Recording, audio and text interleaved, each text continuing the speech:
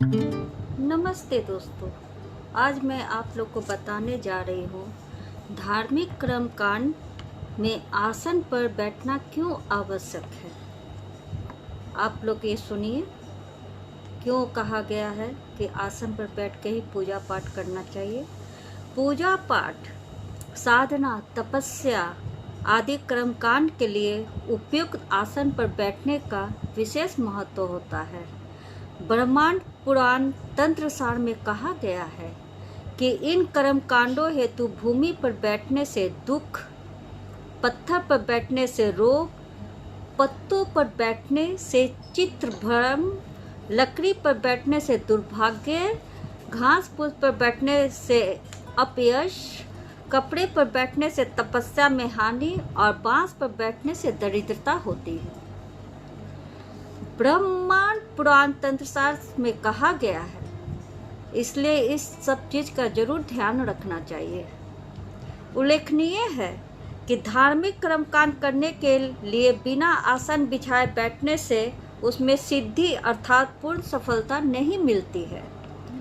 ऐसे संकेत हमारे धर्मशास्त्र में दिए गए हैं, ऐसे जरूर ध्यान रखना चाहिए।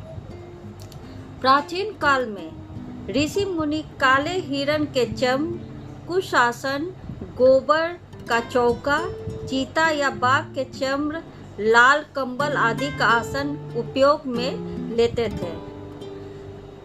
इसके पीछे मान्यता यह थी कि काले हिरण के चम्र से निर्मित आसन का प्रयोग करने से ज्ञान की सिद्धि होती है।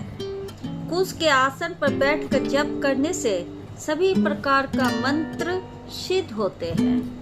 गोबर के चौके पर बैठने से पवित्रता मिलती है। चीता या बाघ के चर्म से निर्मित व लाल कंबल से बने आसन पर बैठने से किसी इच्छा से किए जाने वाले सभी कर्मों की सफलता मिलती है। इन सब आसनों पर बैठने से क्या क्या फल प्राप्त होता है, ये तो आप लोग सुनकर समझ ही गए होंगे। आपने देखा होगा कि साधु महात्मा, ऋषि मुनि जो नियमित रूप से पूजा पाठ व धार्मिक अनुष्ठान करते रहते हैं, एक विशेष प्रकार का आध्यात्मिक शक्ति का संचय होने के कारण उनका व्यक्तित्व प्रतिभाशाली बन जाता है। चेहरे पर तेज और विशेष प्रकार का चमक देखने को मिलता है।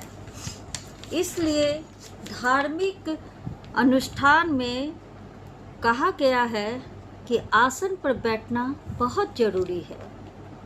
नमस्ते दोस्तों।